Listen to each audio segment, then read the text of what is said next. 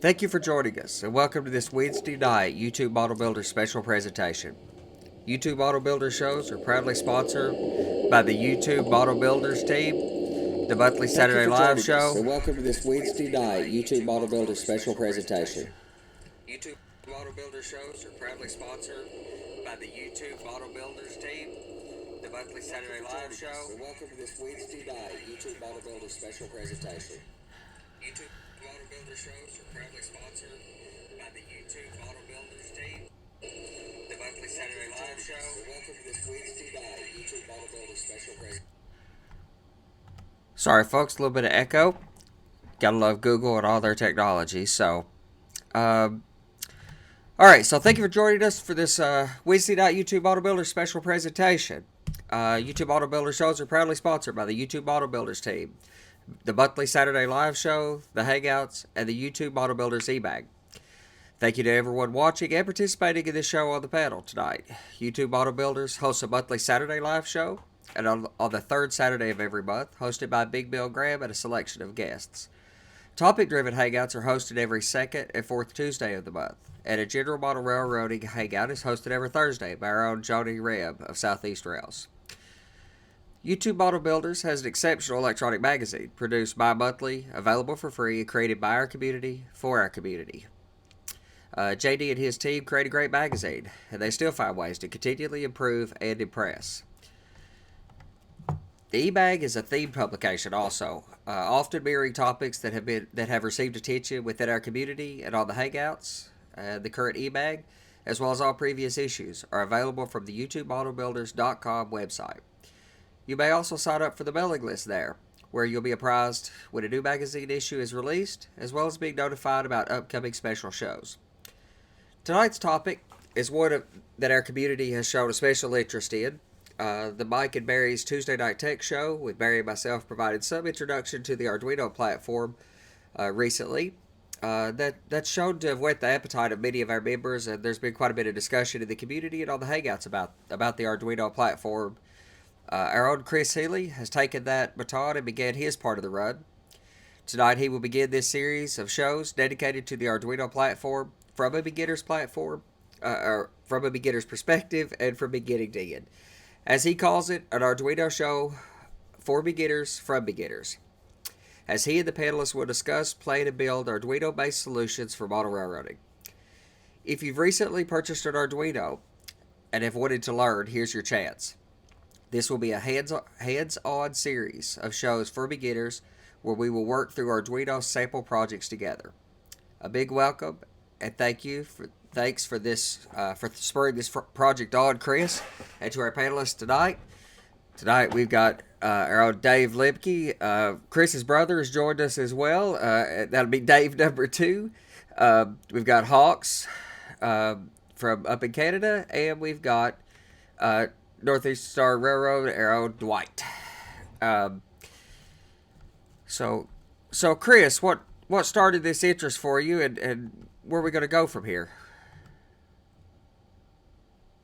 All right. Well, thanks, Andy. Nice introduction. As Andy said, I've had Arduino in the back of my mind for actually like 5 years now, since I first saw it I was at Autodesk University in Las Vegas, and in a big introduction show, they were showing all kinds of technology, and he held up this little Arduino and started talking how about it was the future.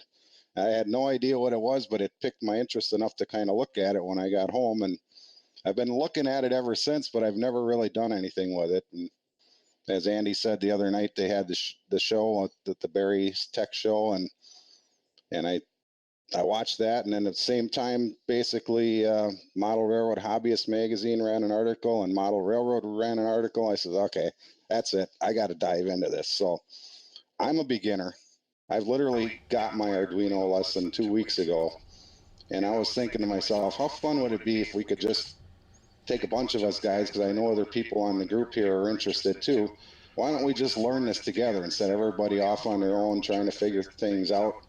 Let's just do a hands-on type live show rather than just a discussion. We'll literally just take our Arduinos and we'll work on a project together each night. We'll each build the project or two and test them out and see how they work. And then in between shows, do a little experimenting and bring back what you learned to the next show a week or two later, and just I think we can all really benefit from this working together. And even people watching the YouTube live show afterwards, that's recorded and posted on YouTube, will still be able to follow along and try it on their own afterwards if they can't make the live show. So with that, I'm going to start screen sharing here. I've kind of got an agenda for tonight. This is just our introduction show, if you will. We're not going to actually do any building tonight, as I've told quite a few of you. This is more or less just to talk about what it is we're going to do and how we're going to do it, and figure out what we want to work on in the next couple of weeks. So let me start my screen share. And I even put together a nice little PowerPoint. Can you see that? Absolutely. Okay. All right. So for you guys watching out on YouTube, not on the panel, I purposely put this slideshow together because you can use the slides as kind of a bookmark. And my first slide is an agenda. This is going to tell you what we're going to talk about tonight, so hopefully you're interested in all of this and you'll stick around till the end.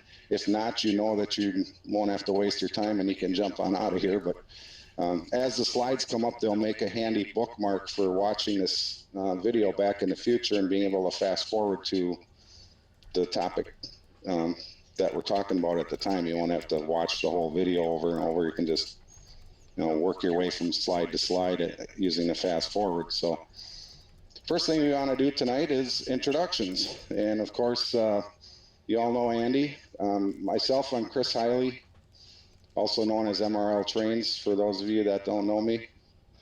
I was hoping to have a subject matter expert or two on the panel tonight, so Andy's going to fill in that role tonight. So that's going to be every night when we have a hangout to work on these things. It's going to be led and run by us, and not by me, but by us. I'll just moderate to keep things in line. But rather than just having a subject matter expert trying to teach you, and while you listen and hear things that are over your head, we're just going to work this together, and the subject matter expert will be there to answer questions if we get stuck. Rather than lead the discussion, he'll be sitting in the background waiting to help us out if we get stuck. So the rest of you panel members tonight, why don't you, I'll stop screen sharing. I'll give you each a minute to just say your name and a little bit about what you like about Arduino or what got you into this. So, okay, are we back? I could always start. Go ahead. I'm very interested on what you can achieve from Arduino for what I know, but mainly I want to be on the panel so I could represent everybody who knows nothing about electronics. So basically this is like 101 for dummies. So I'm here to learn and to ask the stupid questions. That's it. Okay. Can I chime in with Hawks? I'm probably coming from the same point, but I know Andy will feel offended, but I'm not going to run trains with my Arduino. I want to learn what else I can do with it. Specifically, can I run signals? Can I run some lights? Some other functions that Arduinos can do. And I know a lot of people already have all their power packs and everything they need. They're not starting from scratch. So I'm hoping we can find out other things to do with the Arduino. Very good. That's what we're looking for. Dave, one of you guys jump in? I'll jump in. This is Dave number 2. I've been playing around with Arduinos myself for probably the last year and a half. So I've done a few sketches with the Arduino, and I've done a few really simple things. I do not by any means consider myself an expert at it. So I'm here to learn just as well as everybody else is. Okay. And Dave, and then we'll have Ken. I see just jumped in too. Well, go ahead. Just doing introductions. I'm here. I found out a little bit about the Arduino probably, 6-7 months ago through Andy when he was looking at the DCC Plus. Then all of a sudden getting back into the ON30. Now I'm actually doing, where I would like to do sounds with special effects. And then also possibly looking into maybe this system controlling my ON18 line, being that's the only thing I have DC on that upper level, with the sound effects, and then also operating coal chutes and stuff like that, So, I mean, this is like Hawk said, electronics for dummies. That's exactly where I fall into, even though I've got 30 years of fixing cars, but I can't fix a friggin' breadboard for myself. So this will be a learning curve. Well, very good.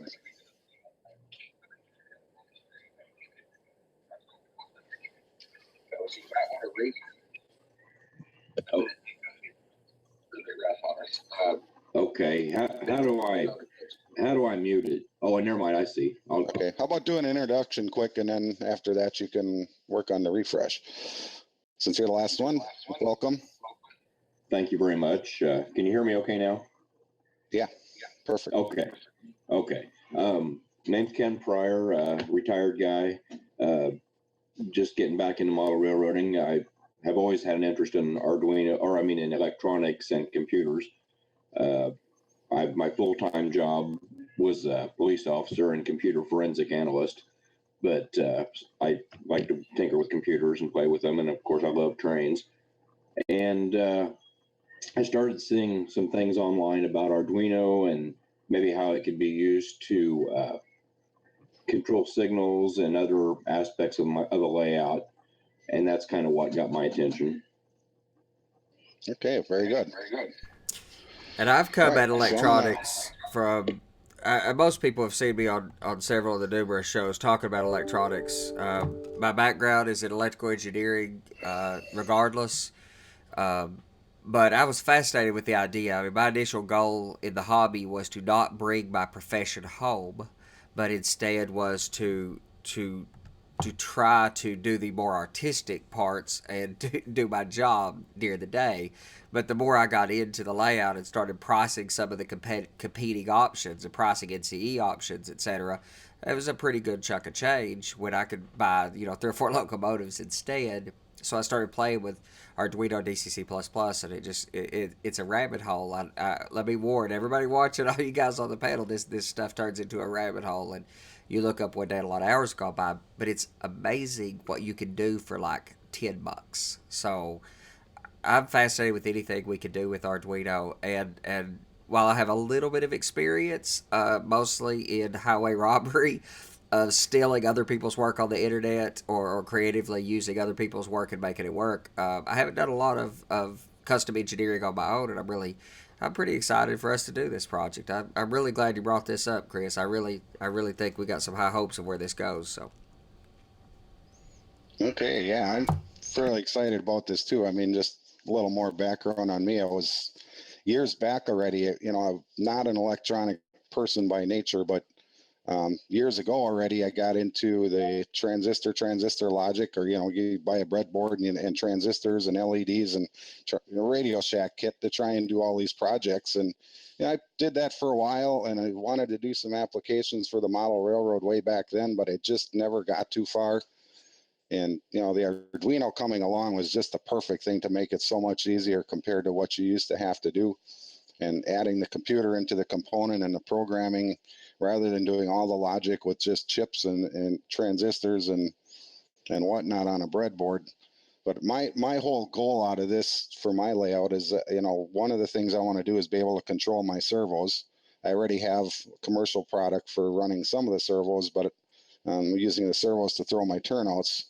But to be able to, for the rest of them, I want to actually use the Arduino to control them and be able to provide feedback to JMRI. And are you guys hearing me okay? It looks like my computer is doing something funny here. Seems Just to be nod good. if you. Sounds fun. Sounds good. Okay. So, what are you using right now to control the servos with, Chris? Actually, I'm using Tam Valley Octopus, but it doesn't provide feedback to JMRI. So that It's cheap and easy, and works great, but it doesn't provide feedback to JMRI, which eventually I'm going to want to do. Which So some of the other projects I have in mind are like using lighting up LEDs in my staging yard when you get to the end of the staging track, for some of the tracks that toward the back that you can't see readily. Eventually I want to dive in and do a signaling system, but using the combination of Arduino and JMRI's signaling logic, I want to be able to actually do my own homemade signals with homemade electronic Arduino driven controls. Because I look at the price of signaling, and when I have a large layout, and I I do economy of scale. Because of the large layout, I have to be a cheapskate, and just trying to pay $25 just for a driver per signal is crazy in my book. So I can't afford that. If I had a small layout, no problem. With a large layout, it is. So that's kind of some of the projects, and a homemade speedometer. That's the one other thing I want to do is I use that speedometer right now from um, what is it, Accutrack speedometer, and I love it. But I'm thinking of building in a couple speedometers around the layout so guys can gauge their speed at certain locations. And Arduino will be perfect for that. It'll do the speedometer, and it'll also control the LCD display to show your speed that while it's you're going. permanently, yeah, I love that concept. It's permanently installed on the layout, so they can glance down as they're trying to climb the grade and realize they're running 40 miles an hour with helpers, which is, yeah, that's cool. Right. Yeah. Yeah, So that's one of the things I'm looking forward to too, Chris. For me, there's one extra thing we haven't mentioned, and it's animation. If I can get one of my little figures to be able to go across a certain area, like just be able, like moving parts. So that would be very interesting too. oh, that'd be great. Okay, so with that, I'm just gonna go back to sharing my screen, and we'll back on the next topic here. I'm gonna talk about basically what this show is gonna be and what it's not gonna be. So let's see if I can bring it up. There's the slide, should be. So and I kind of decided after we put the post out that I'm gonna call this a workshop instead of a live show or a hangout, because that's really what it's gonna be. It's gonna be a hands-on workshop where everybody on the panel, and hopefully people even out in YouTube land, are going to be working along with us as we do this. I want everybody, if you're going to be on the panel, you're going to have an Arduino in front of you, and you're going to be working on this with us. That's what I really want. I don't want this. I want this to be a bunch of beginners learning together and having fun. That's pretty much, in a nutshell, what this show is going to be. That's exactly what I was hoping for. And this is what it's not going to be. It's not going to be an expert level subject matter. We have a lot of good shows where you can listen to experts talk on a lot of great subjects and you can really learn a lot, but this is not going to be one of those shows. It's not going to be all talk and no action. This is going to be all action and talk relevant to what we're doing at the time, rather than just subjective things that may or may not help you. We're going to work through these lessons one at a time, and it'll be a group pick on the lessons too, is what I'd like to do. I mean, I don't want this to be the Chris Heili show. I want this to be all of our show. So everybody will have equal input and on what projects we decide to do and what lessons we want to use. So, and we'll get into some of those subjects a little bit down the line tonight. So the other thing that I don't want to happen in this is off-topic discussions. I really want to stay on topic. There's really good Thursday night hangouts if you want to just talk about whatever comes up. That's a great night for doing that, but I don't want that to be happening on this show. So let's try and stay on topic. So the next thing we'll talk about is what we're going to need. There's a lot of messages out there this week, and understandable that you want to get your stuff and get going, but I got kind of burned myself when I picked the kit and I ordered it, and right away the next day I was placing another order because I didn't really think it through completely, and I missed one really key component, so I ended up having to place another order. But the basic things you're going to need, obviously, is an Arduino, a solderless breadboard, which is the one thing I didn't notice was not in the kit that I got, even though it had a million other things that didn't have the solderless breadboard, which is really key. So I ended up ordering 2 of those right away. Good assortment of jumper wires and resistors and LEDs. Those are the very key components to start our first projects. And then there's going to be a whole lot more things. I'm going to just switch to my camera and I'll show you an example of the kit that I bought. Just food for thought when we discuss later what kind of projects we want to do. So let me switch back to the camera.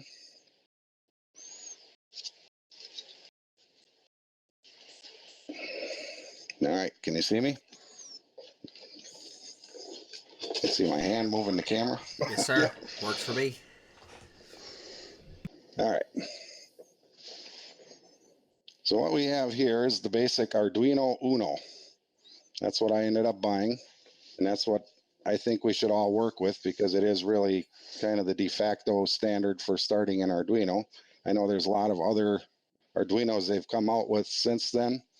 And as we get down the road, we might look at some of those, but this is just a cheap Chinese knockoff. I went out on eBay and I'll show you the link in a little while. And I bought a kit for $35 that had a whole bunch of things except these. I ended up buying 2 of those. But let me just show you an example real quick of what came in my kit. In fact, though, Can I interject one question? you sure can. I noticed that there's a designation R3 after some of the word Arduino. Does that mean anything? Yeah, revision 3. There's a couple revisions as the years have went on. There's been some modification to them. Generally speaking, for fairly simple stuff, I don't think it'll make much difference which rev you get. But if you're going to buy a new one, you might as well get the Rev 3 anyway. So, one So comment first on of all, I this. did not get this nice little case with the kit. I ran out and bought that just to keep everything organized when I saw there were a million parts in the kit. So I went out and got this box at Menards for, I don't know, it was like $9 or something. And I got a little packet of labels and I just started putting some of the pieces, at least the bigger ones, in this top tray. And then there's another whole bottom section that I have full. Oh, sorry about the camera. I'm trying to do this one-handed. There we go. So just to go through this real quick, there's a whole bunch of jumper wires that you use to connect to your breadboard. Here's my second breadboard. I also at Walmart, I found these little plastic bags. You get 100 of them for like $1 in the craft section. So these worked out really nice. So I just started putting all the little pieces in these bags. So I got a servo with my kit. I got a passive buzzer, an infrared receiver, and we'll go over stuff with a lot of this later on, but I'll just to give you an idea of what kind of stuff you get in a kit. This is a LED photo resistor. The more light hits it, the more it resists, or the opposite, one of the two, but you can control things. A bunch of regular resistors in different resistance. Here's a 5mm RGB LED, and we'll see that in a couple lessons down the road what that can do. A shift register. There again, that's something we'll hit earlier, so that's something you want. And what I'm going to do is publish a list after we talk by the end of this show to tell you exactly what we should get. This is a ball switch. It's just one. It's got a little ball inside. As you tip it, kind of like a mercury switch. Turn it on, turn it off by motion. There's another buzzer. That's a active buzzer. And then I got some potentiometers, 3 different potentiometers with different resistance. And we'll learn all as we go what all that stuff means. So don't worry too much about it. Also got a nice prototyping shield. This clips onto the top of the Arduino and lets you, extend your connections. What else do we got? We got a 9-volt battery, so you can remotely power your Arduino without having to plug it into your computer. Once you have the program in there that you want to run, you don't have to be connected to your computer anymore. And this was an RFID setup. It's got the little white card that's similar to like a hotel card. and it's got the rest of the little key fob and a little board, and it's simply an RFID setup where you can put your chip or your card next to that board and it'll do something, whatever you program it to do. So that's kind of cool. Can't wait to try that one.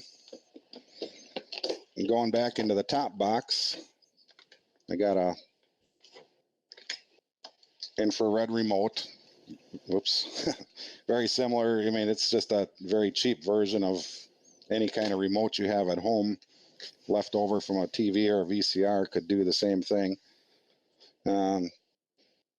This one is a stepper motor control. It'll control either the stepper motor, which was in the other box and I forgot to show you, or a servo. Either one can be activated by that.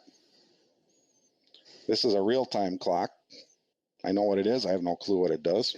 I just know the name because I took each of these components and looked them up online to see what they do. Well, just for the information of that, the Arduino has a what's called a soft real-time clock. It's pretty doggone accurate, but if you needed really accurate, the real-time clock has a crystal that will keep it accurate to some number of nanoseconds.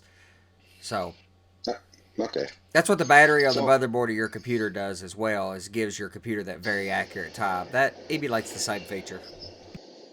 Yeah, everything computer, from my limited understanding, everything computer-based is based on a clock. So, like a quartz crystal clock or whatever electronic. Yep. So this one is a temperature sensor, which I actually did a quick little experiment with it.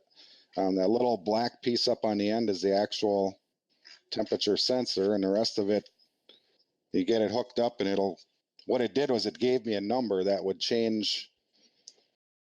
It wasn't a number that was in Celsius or Fahrenheit, just some formulas you have to plug in, and I didn't quite get far enough to get that all figured out, but I was able to read numbers off of it, and the numbers will go up and down if I put my fingers on it or took it off.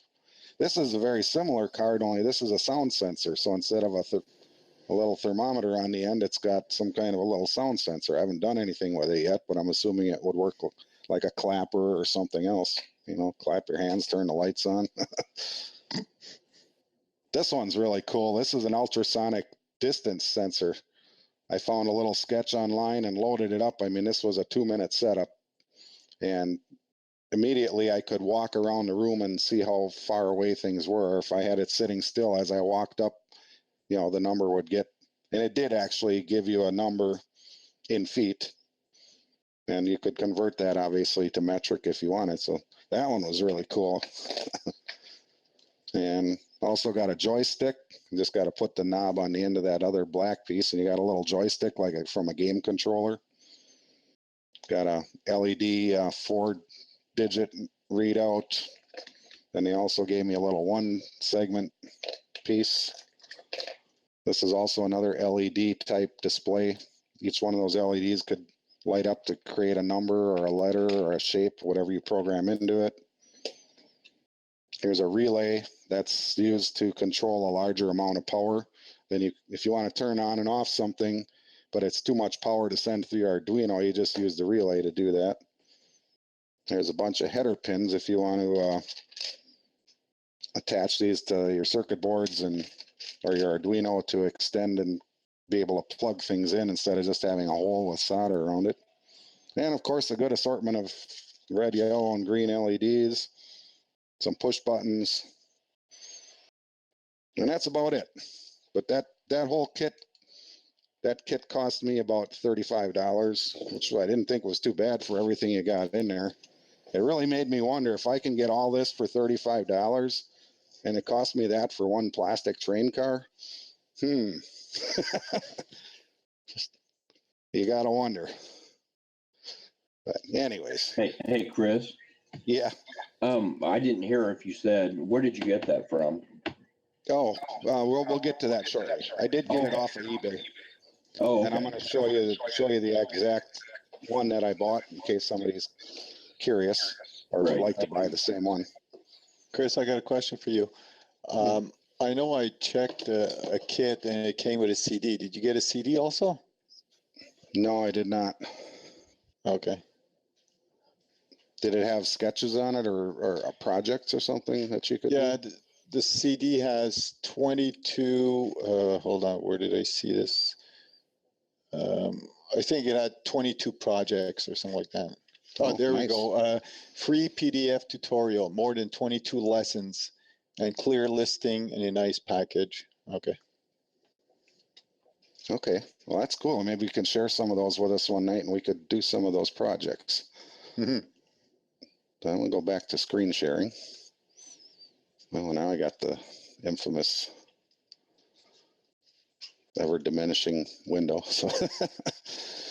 So that was kind of an example of what I bought. And I think after we talk a little bit later on about what kind of projects we want to do, we'll figure out which of these components, because you really don't need all of these unless you just want to experiment. You know, if that's a little steep in your price range, you can get kits with less in it. There's also kits with a whole lot more in it. That's just going into Christmas. That's about all I had funds for at the time. But, you know, you can spend up to $100 even on a cheap Chinese and get a ton of stuff, or you can go out and buy the genuine stuff. In fact, let's talk about that right now. Next slide is where to buy. Obviously, the one place you can go is right to the Arduino website itself. You can buy a genuine Arduino. They're going to cost you a little more, probably 25 and up, you know, versus the $5 for a knockoff. And they're not really knockoffs. I mean, they're made. Arduino is supposed to be, what do you call it, open license or whatever. I mean, it's not like they're illegally copying something. They're just not genuine Arduinos, but they should function. And most of the time they do function exactly like an Arduino. You know, so if saving money is your objective, you know, don't feel bad about buying one. It's not like buying a pirated CD or something like that. You know, it's an open license. So anybody really manufacturing and selling them has every right to. That was the whole project of Arduino is about. So don't feel bad. I mean, if you have the money and you'd like to support the Arduino project, go right ahead and buy the actual genuine Arduinos. If not, there's a couple other options. This Adafruit I found is a really nice website that not only do they sell Arduinos, in fact, they sell genuine things as well as their own products that they've developed to go with Arduinos, but they also have some really killer lessons. In fact, I'm going to throw my vote in as lessons that we start, at least our first couple beginning ones, right from their website here. So if you hit learn, no, sorry for my internet connection, and then learn Arduino, because they also do Raspberry Pi and every other type of electronics you can think of. But when you get to the learn Arduino page and scroll down a little bit, it starts with this lesson 0, and they have a whole bunch of lessons. That's where I started, and I only went through like lesson 3, and I already felt confident enough to go and try a few experiments on my own. So I never even did continue on with the rest of them. I just haven't had the time yet, but they go all the way up to like 20 or more really cool lessons. And I think if you guys want to take a peek at this and try some of these, I think there's quite a few that could be translated to our model railroad world. And if nothing else, it'll just be a good place to start learning Arduino. Another place you can obviously buy is Amazon. I don't have that website open right now, but there's just, if you type in Arduino kit or starters kit, you'll find all kinds of them. Same as on eBay. Can I interject for a second? Just going back to learning, if you go to the actual Arduino website themselves, their documentation out there on the Arduino website is amazing. It's everything you could ever learn out there as well. Their forums and support groups out there on this website are top notch. Absolutely, I have to wholeheartedly agree with that. Is that, and in my experience, one of the big reasons that I was such a fan of Arduino and kind of pushed for Arduino as a platform when we did the Barry Show was not because it was better than the PIC boards that like Barry likes and a lot of other people use, but that the community support was so good for it. It's cheap, It's Yeah, so awesome. I'm just kind of slowly scrolling through But here there's and a big seeing. community and a big model railroad community. If you look on model railroad hobbyists, there's a big community in that forum of people who are sharing sketches, sharing the programs that they've wrote to simulate a TV screen or to make a crane function or to automate a turntable. So it's already been done for you. Neat. And those are the ones we're definitely going to be interested in model railroad. I'd like to kind of keep it. I mean, there's a whole lot of things that we'll do that aren't exactly model railroad, but it'll be a building block to be able to do something model railroading with it. So we'll definitely don't want to skip over them just because they aren't an actual project that would work, give benefit to your layout. So anyways, going back here, this is the actual kit that I bought, and I could post a link to it after the show if you guys want. Um, when I first received my kit, I was a little ticked off because if you notice right here, it says free shipping. Well, it came $3.40 postage due. Yeah, that was the day before Christmas, and I happened to be home from work, and the postman was standing there ringing my doorbell. I came up from the basement to see why the dog was barking and why the doorbell's ringing, and he's like, "Well, here I got this package, but it's like $3.40 postage due." And like, "Oh, thank you. Here you go, $5. This Merry Christmas," you know. So I actually gave him a little tip out of it, so it was, cost me extra. You know, it was $5 for it, but I went ahead and posted on a message to them, and within an hour they refunded the 340 back to my PayPal account. So that's stand up for a shipper. You know, I thought most of the time that happened to me once before, and I sent them an email. You know, this was a different seller a year or two ago, but never heard back from them. You know, these guys, that's pretty stand up. So I would definitely buy from them again. I actually bought my 2 breadboards from this same vendor, so you know they got 2 sales out of me, and you know they made good on the postage due. So I definitely would recommend this from Tally if you see it right here. Chris? They stand up Well, with they've their sold a service. bunch of them too, so I think that's a big part is that they've sold so many of them that that they know what they're doing and they're not selling junk because 1,200 and something Yeah, people can't be wrong. Chris, yeah, that's good for, I guess, Americans, but Canadians with a 40% exchange rate and shipping. oh yeah, yeah. I did buy mine through Amazon, and it came out to $46, well, $47 Canadian, and that included free shipping. And if you want, I could just share you the page. Yeah. Hold on. Or can you, Andy, would you be able to see the link and then put it up there? Yeah, actually, if anybody has any links, if they'll post them into the chat, I'll collect them up after the show and we'll put a post out with the links that were in this show for anybody who's following along at home. Well, not only that, but at the end of the show, we're going to do just a little Q&A. Maybe we can start showing all those links right away, too. If, Sure. show them tonight in case somebody else is thinking of buying the same one if they're in Canada also. Absolutely. Yeah. Yeah, like you can see, this one is $46.86 free shipping, and if you look down, here's the entire list of everything that's included in.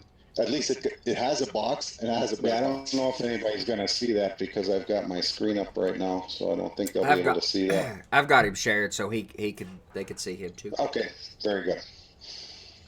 Okay, so it's just to let people know that, yeah, because of the exchange rate for Canadians, it's becomes pretty expensive ordering. So I did find a place in Canada. Yeah. So as going back to my slide, as you can see, there's hundreds of other places you can buy them. But, just do a Google search or any other search engine search on Arduino starter kits and you'll find, more than you can stand to read. So, Well, that's my question. As I looked on that Amazon site like Hawks was doing, there's also one for $12 and some cents. What parts do we actually need? You think? Right, so that's- Depends on what projects we do for a particular time. What I liked about Chris's initial suggestion was that if we all bought one of these basic kits, if he went down the rabbit hole of using an infrared sensor, we would have that sensor so we can play with it. You could buy an Arduino for like $4.50, just the Arduino. But if you want to build along at home and do all the various projects that we may as a collective decide to do, it'd be really handy if we had a kit with a collection of parts. Yeah, that was the reason I was reluctant to post anything prior to this show, is because I really wanted to discuss it tonight. Because, you know, especially in light of the fact that it could take you 2 to 3 weeks, I'd hate to see you run out by the wrong thing, and then we get started, and now all of a sudden you don't have the parts because you didn't get one in your kit, and you're 2 weeks out, and the show is only a week away. You know? Yeah. So I'd rather wait 3 weeks to have the first show and make sure everybody has everything than to have you guys run out and get the wrong stuff and waste money on stuff we may not use, or, you know, just trying to look out for you. So, And I think you did say you'll post near the end of the show exactly what parts you feel we for sure will need, so we don't buy the wrong kit.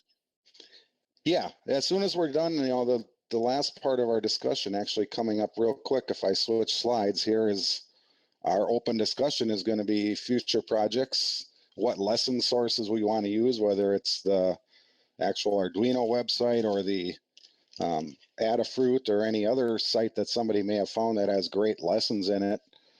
And then as well as what we're going to do at our next workshop. So if we discuss all that right now, is a perfect time to do this.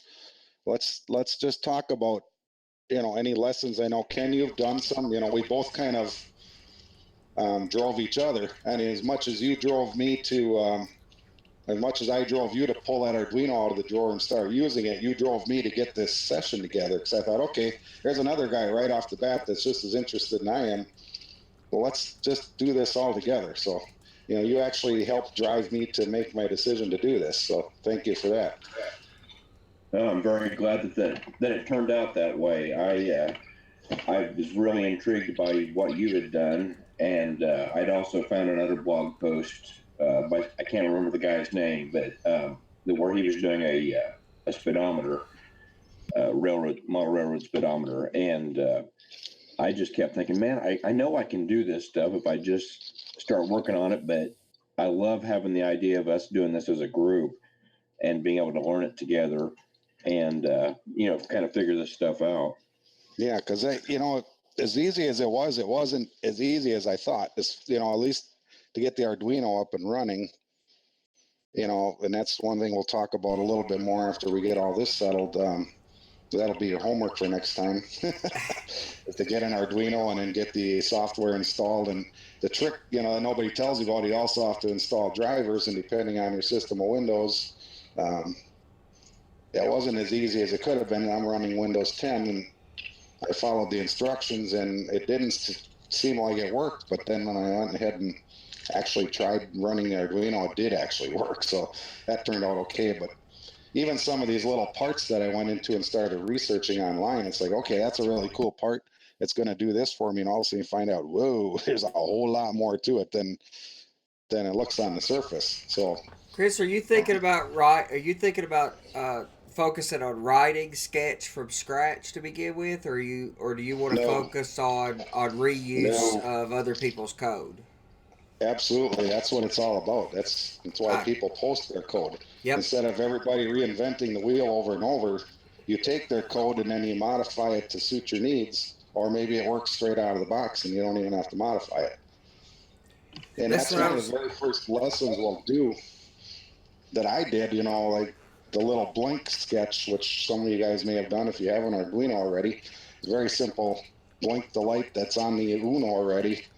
Well, the first thing I did was start adding lines of code to make it blink in different series of patterns, and then I would change the values of how long it stays on and how long it stays off between blinks. And, you know, that's one of the first things I want to do in week one. So, you know, if I had my say in it, I'd really like to do Adafruit's like the first lesson using Blink, and then what we do want to do is learn to modify code, not have to necessarily understand everything that it's doing or be able to write code from scratch. But if you can pick out the key components and just change the values to make it do what you want a little different than the way it was written, that's kind of what I found so far works best.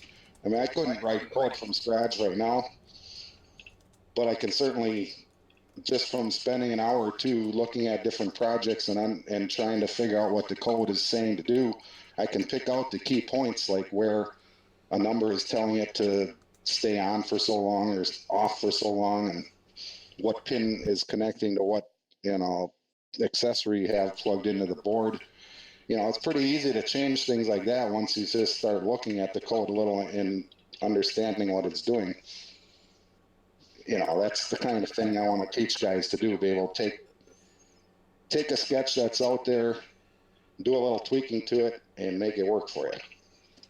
Yeah, that's exactly what I've been doing. I was using that book that I mentioned on the forums there, or on Google Plus, and I wasn't really happy.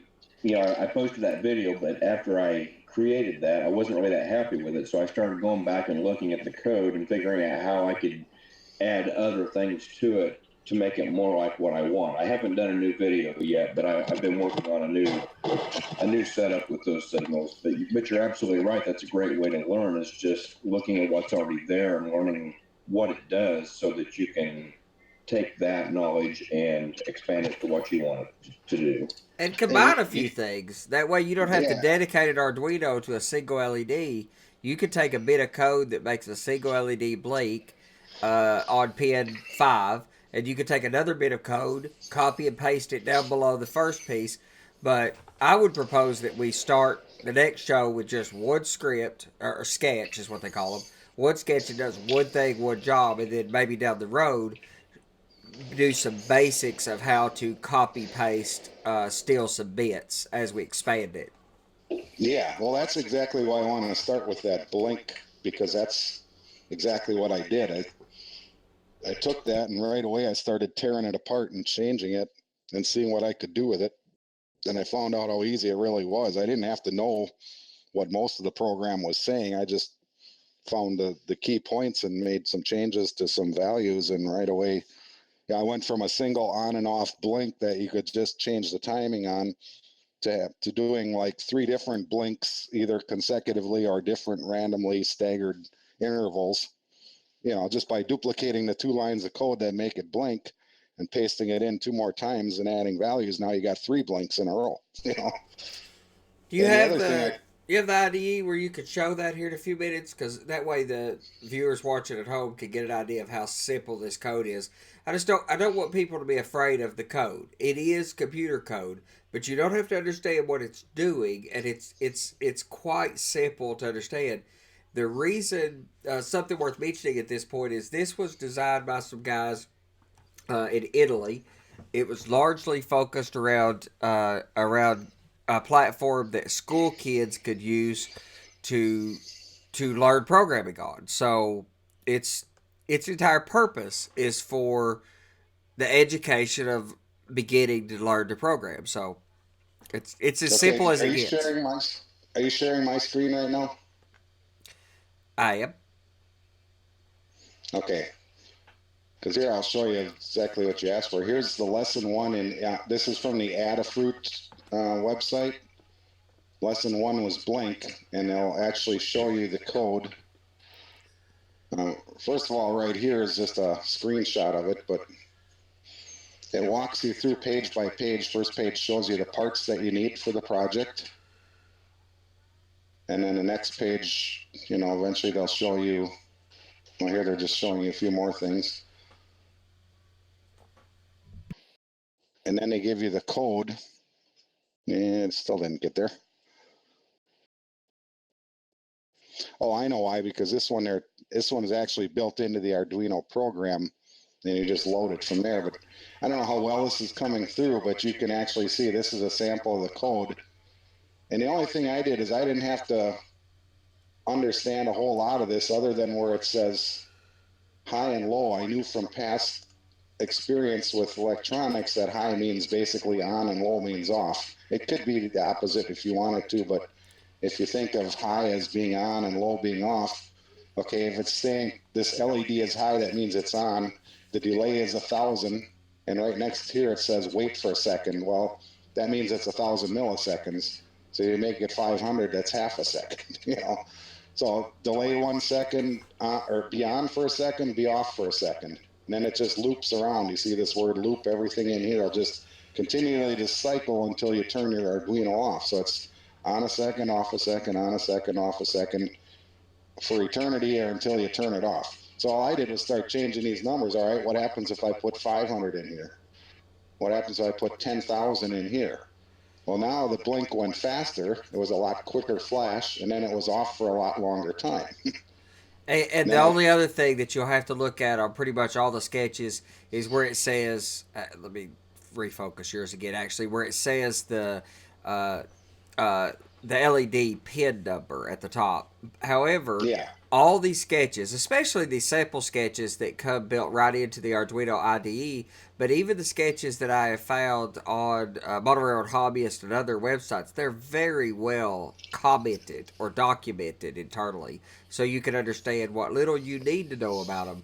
So if you need to put a wire into this pin or that pin or what have you, it'll tell you this pin, this pin, and this pin. And that's marked on the Arduino as well, the pin numbers. That's one thing I found from my just couple hours of playing around with this so far is most of these good sketches have comments in there that tell you exactly what it's doing. So you don't have to know what this code is doing. All you got to do is read the comments next to it and it makes sense. So starting at the top, turns on an LED for 1 second, then off for a second repeatedly. Okay, then it tells you pin 13 has an LED connected on most Arduino boards. Give it a name. So LED equals 13. So now you just called that pin 13. Then over here, it says this setup routine runs once you press reset. That's a little red button on your Arduino, or when you plug it in. And then it says initialize the digital pin as an output. So basically you're telling us that there's a pin named 13 and it's an output pin, which means it's going to send something out. The other one is an input pin, as if it's taking input from a device. And then it just tells you this loop runs over and over again forever. And it tells you on this line what it does. It turns the LED on, and then it tells you that it's waiting for a second, and then it tells you that turns it off, and that it's waiting for a second. So, you don't have to really care a whole lot about this other than making the connection that, hey, this number 1000 is a second. So 500 is probably half a second, or 2000 is probably 2 seconds. You change that value, you save the sketch, you load it in your Arduino, and sure enough, now the LED stays on for 2 seconds instead of 1 second. It's like, oh, cool. Another thing learned. I don't really know what digital write means. I do kind of now, I'm learning, but you don't even have to know what the word digital write means. All you do is read the comments. It tells you that it turns the LED on.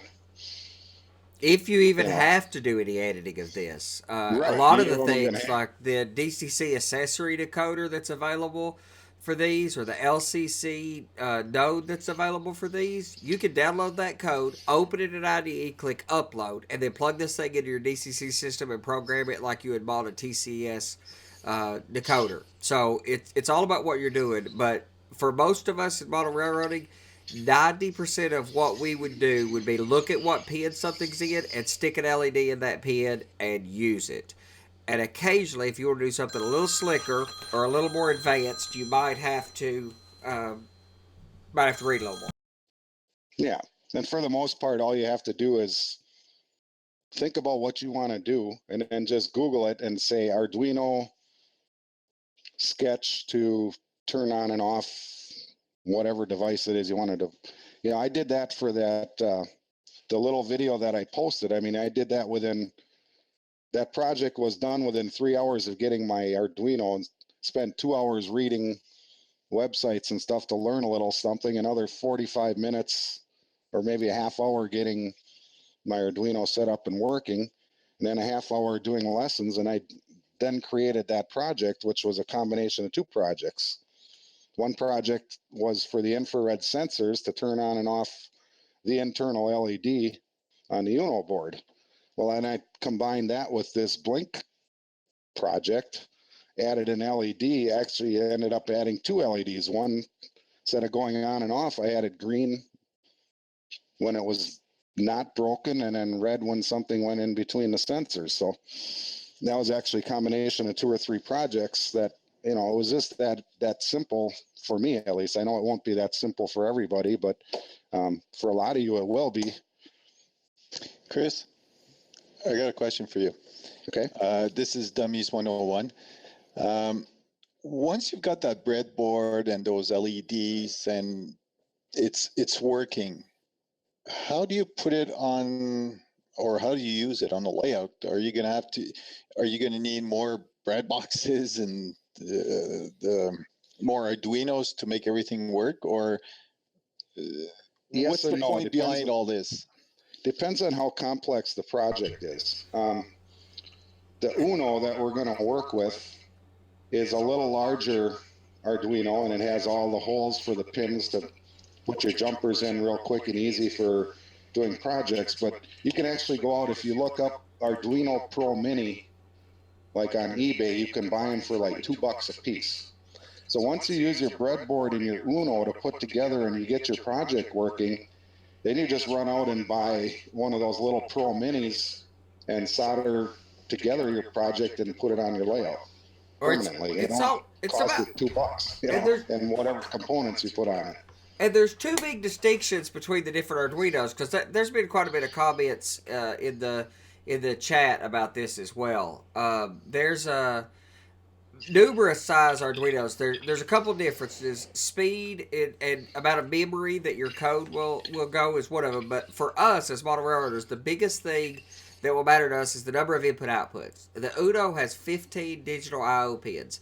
So if you want to control 15 LED lights in a structure, or more than 15, but you want 15 that are independently selectable and controllable, the Uno will do the job. If you only need 8, you could use the Mini or the Pro Mini.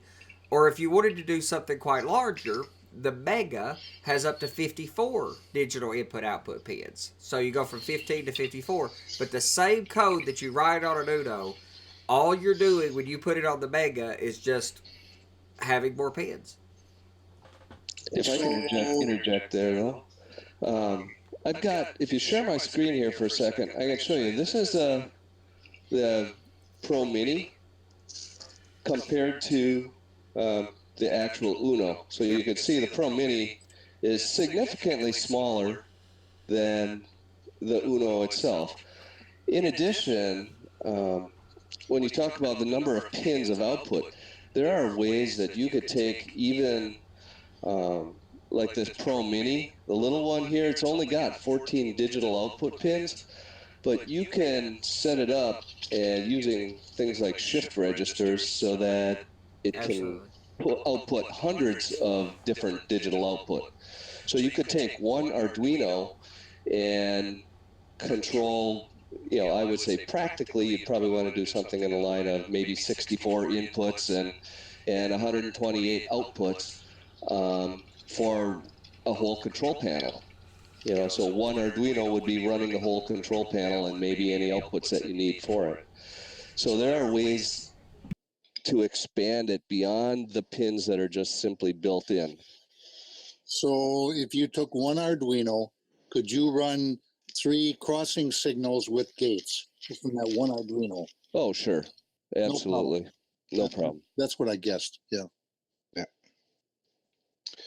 Okay, so let's get a little bit back on subject here. This is good stuff, but I want to just finish this up and then we'll do the open discussion on, or kind of the Q&A session is coming up next. So let's just finish up our open discussion on future projects, our lesson source, and our next workshop. So what do you guys, I think I really going to make the decision for the first class, which is to do that blink, because I found that so valuable. I think all of you guys will too. But after that, what I want you to do is, what kind of projects are you interested in? I think we're all kind of interested in sensors of some sort or servos, or what is it that, what would you rate as your first project that you would want to do for your railroad, so that we can find the right kind of lessons that would do that. So let's just kind of get a consensus, just one at a time, jump in there and say what your most important and first project you'd like to try with an Arduino for your model railroad is. Well, see, with me, it's going to be lighting buildings, animation, to have the spouts on water tanks come down into the locomotives. So that would be probably servo driven, I'm guessing, or a stepper motor. Something like that, yeah, or using the RC airplane servos. Yeah, The micros. servos. Right. Yeah, or running my ON18 line, which is just strictly DC. But you need back and forth. sensors. Well, you need sensors for that ON18 line. Chris is talking about putting sensors on his staging, as am I. So the sensors would be a really good place to start for sensor illuminated LED would be a good place to start for a lot of us. Right. So we could try. Will that Arduino tie in with the Dolly electronics for the momentum unit that I'm using on that? It depends on whether that system will accept like a 5-volt input from another source. Okay. I know some electronic components you'll have to go through the book, but I know that was one of the things that I learned when I was going out. In the past, I was trying to determine what signal system, whose signal system I wanted to buy for my model railroad. Well, now I know whose signal system I'm going to buy, and it's not going to be any of them. It might be some specific boards that'll help me, but there's a lot of boards out there. Like if you're an NCE person, they have what's called the AIU board. It actually allows you to do input into your command station so that JMRI can read it. And all it does, basically, it takes that 5-volt high signal from any source. It could be an Arduino, it could be somebody's signal board, it could be a block detector or something. All you got to do is something that sends that 5-volt high signal to that pin, and it'll feed that through my NCE system to JMRI. So there's a lot of boards out there that are basic input-output boards or systems. It could be something in the DALI that allows you to feed pins with that 5-volt high or ground. Look for that specifically in the instructions. And if the answer is yes, by all means, you'd be able to use your Arduino to send signals to it. If you can control it electronically, you can control it with a motor or a servo or anything. You can control it with an Arduino. That's exactly what this is for. It is closer to an automated light switch than it is the computer. That's what it is. It's a microcontroller. Its goal in life is to control things. You could control that ON18 directly through a motor shield, where the track power comes off the motor shield to the track. The Arduino speeds it up until it hits a certain sensor, and then it slows it down until it hits another sensor, and it stops it. It waits a little while, and it goes back. Kind of like that Blink script that Chris had, except you're using all the sensors to control a motor shield instead of a blinking LED, but it's not that far removed from that same script. Chris, for me, just as an example, when I was talking about animation, it would probably be basically how to control a servo speed-wise and distance-wise. For example, if I want to open a garage door, okay, on my layout, I've got a building, I want the garage door to go up 2 inches. To be able to press a button and it does. Easy. Pardon? From what I've read, I haven't actually run any of the sketches yet, but I actually looked into it, and that'll be very, very simple to, select the direction and a range that you want it to move. That's okay. So there should be a ton of code out there where all you have to do is change those 2 values of how far you want it to move and what speed you want it to move, and you'll be done. You won't even have to write any code at all. All you have to do is modify somebody else's, because there's probably a ton of that code out there. Oh yeah, servos are quite common, and a motor control shield has 6 servo outputs that are actually pinned with the servo interconnect plug. So you just drop the 4-pin servo cable directly on that board. Would you say the simplest project would probably be a speedometer? Now there's a lot of pieces to a speedometer. I think a speedometer is probably going to be a little bit more difficult, because you've got not only do you have to figure out the time, but then you've got to convert that time into actual miles per hour. Yep. So that would be a little bit of a challenge. They actually did find a sketch out there, and it didn't look too complicated. I mean, I pretty much already had most of what I needed in that little video I posted. You know, I put that together in 5 minutes, but the missing difference was having two of them, knowing the exact distance between the two of them. I mean, that was the whole key. What the guy said, the accuracy depends on your distance. If it's exactly 10 inches or 5 inches, whatever number you pick, and you make sure those sensors are exactly that far apart, the two different pairs, then it's just a math conversion. You know, that's built. And he even had sample code to make it work. So I wouldn't even have to write that code. But yeah, the getting the sensors to sense and then turn something on or off is easy. But then, yeah, doing that little extra math to calculate it to scale miles per hour.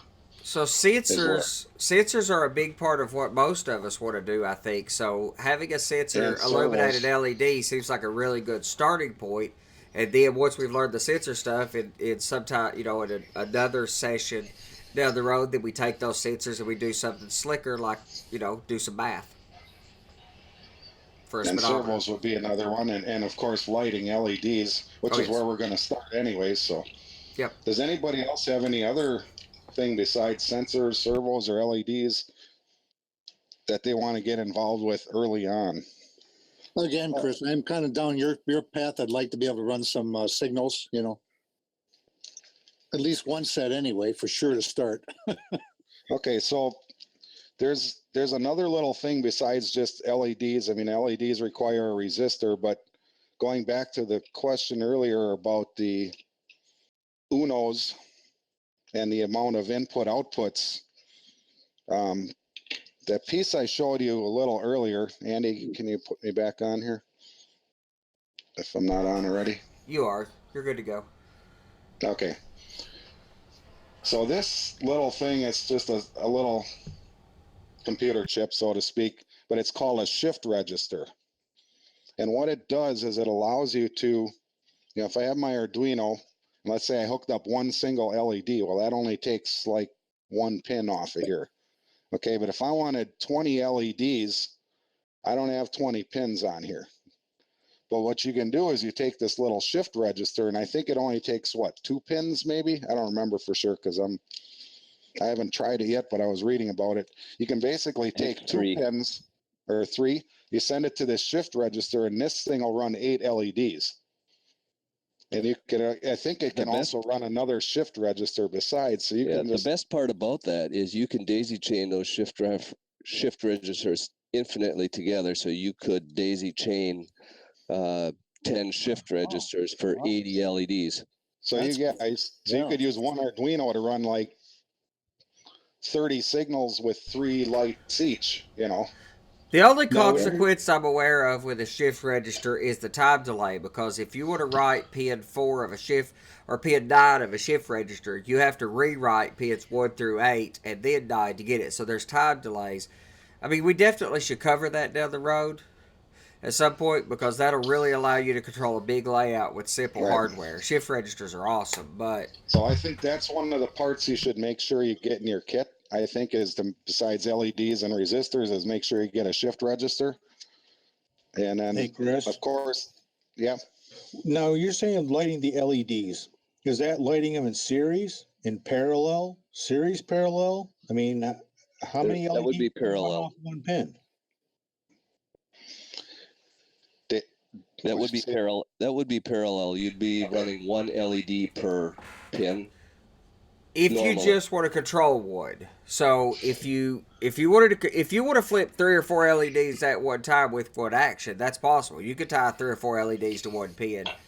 Well, that's why I was wondering, because I run quarter-watt LEDs, so and that's why I was wondering, how many LEDs can this thing run, in series or what? Well, you could also use it. You could externally power them, and then just control them through the Arduino. You don't have to power them from the Arduino. But you can power a lot. Okay. But you can power a lot off from an Arduino. It's got 5 volts on a pin, so I mean, you can't put a lot of amps through it, which is the reason I had to use a motor control shell for my DCC, was because the amount of amps I want to put through it. But I would imagine the number of LEDs you could power off an Arduino is way up in the double digits, if not triple digits. There's a lot of LEDs to be powered off from one. Well, quite honestly, though, they're saying that like the Uno, is only got 400 milliamps output total. Yes. So that's I not a thought that whole lot of. was that per pin or was that? I No, think that was per that's pin. cumulative. That's Was total it output. cumulative? That's Yep. Okay. cumulative output for, across all the pins was like I see 400 Marty milliamps. joined us. I don't know when he jumped in there, Marty, because I had my screen thing, but welcome. And maybe you can, he's kind of a expert on this. Maybe he could tell us the answer to that one. You have to unmute the. Yeah, it works better when you press the unmute button. Yeah, no, depending which board you've got will depend on the current output you'll get off each pin. But I've been running Pro Minis, and I wire the LEDs in series and then limit the current going through them, because if you parallel the LEDs up and then connect them to the pin, you're actually going to increase the amount of current draw through them. But if you wire them in series, you should be able to get away. But I've had about 5 or 6 off one pin, and it seems to work fine. Okay, thanks. So I think let's, looking down the road at the early projects, I think we'll start on LEDs and maybe even touch on a shift register just to test it out. But then we want to do sensors and servos. So I think that would cover probably our first 3 lessons. So the parts you would need to get for those, I think, would be, let's see here. Are you back on me, Andy, or? Yes, sir. You're good. Okay. I'll just change my thing here. So I think that if you're going to buy a kit, the first thing we should do is make sure that it's got a, sorry, I got to open this up, a couple bags of LEDs. That's pretty common in all of them, as well as an assortment of resistors. Because we're running LEDs, they sent me 300 ohm. Typically, what is it, 270, I think, is pretty common to run with an LED. And of course, there's some 1K ohms, and if you really want to start dimming your LEDs way down, and some 10K ohms, but I think the 300 would be just fine. I think you'll more typically see a 270 than a 300, but make sure you have a good selection of those. Get one of these little shift registers. It's just a little, was there 16 pins, I think, on that? What's the number on that, Chris? The part number? Is it 74 585? Oh, here it is. It's a 74 HC 595. That's the one I got, but don't know. I'm not an expert yet, so that's one of the most common shift registers that you would want. Okay. So 74 HC 595. You can search that on eBay and get those things. Get a dozen of them for $1. Okay. Then, of course, if you don't have any servos, to me, this was just a bonus. I have like a dozen of them sitting in a box right now because I'm already servo controlling my turnouts. But make sure you get a servo, and it'll come with a selection of the little horns to, do whichever one you want to put on there to activate it. And then along with the servo, you're going to want to make sure you have the stepper motor control. It looks like this. This one is called a ULN 2003. If you go there again, if you go on eBay, these things are dirt cheap. If it doesn't come with your kit, I think you could get one for $1 with free shipping, maybe 2. They're, or a couple of them for a couple bucks with free shipping. So that's going to be required to control your servo. There's also, what's in this bag is a stepper motor. Maybe for your gates or whatever, rather than a servo, you can get some, actually smaller ones than this stepper motor. It's actually a good option to a servo in some cases. It's probably a little more precise or smooth than a servo could be. But this will also be driven by that same motor control board, or a stepper motor controller. So there again, I'll post all of this stuff up after the show, either tonight or tomorrow as soon as I can, depending on how long we go. And as far as sensors go, that's another thing you're going to want to do. And these are pretty common in every kit from what I was seeing too. One looks like a black LED and one looks like a clear LED. The clear one is an infrared emitter or sender, they'll call it. And the black one is the receiver. What's actually the technical name is a phototransistor, an infrared phototransistor. So these are both infrared. One sends out an infrared beam of light that you can't see. It really is just an LED, but it sends out a light wave that's not picked up by the human eye. And then the black one will receive that wave and either turn something on or turn it off, depending on whether you tell it to be high or low. There's another, you'll probably get one of these anyways, this photoresistor. You've probably seen these in the past. They come in kits for like crossing signal, automated crossing signals and even block detection. This basically just turns on and off whether it's getting hit by light or not. So if light is hitting the top of this thing,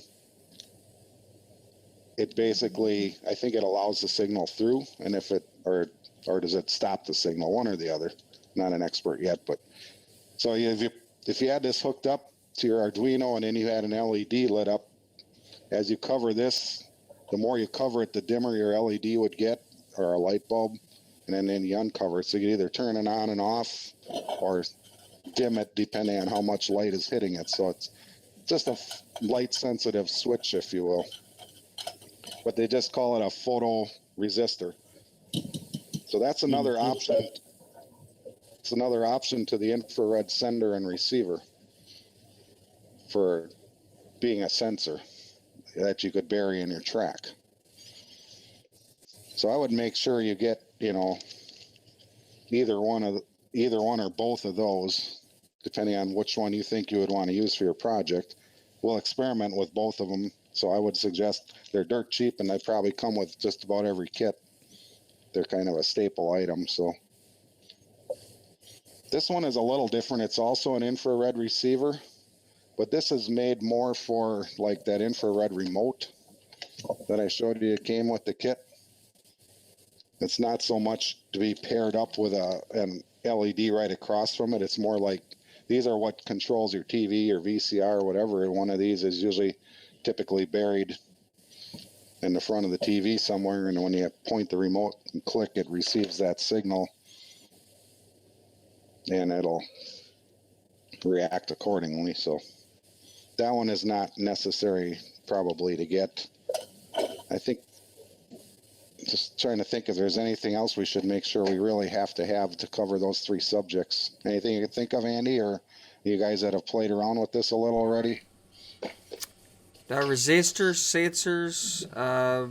Of course, you want to get a breadboard or a proto shield, or a proto shield with a breadboard built on is not bad.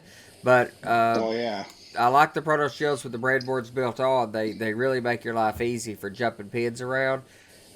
Chris had one of those. I just don't know that he showed it in all of its glory compiled on screen with the proto shield part.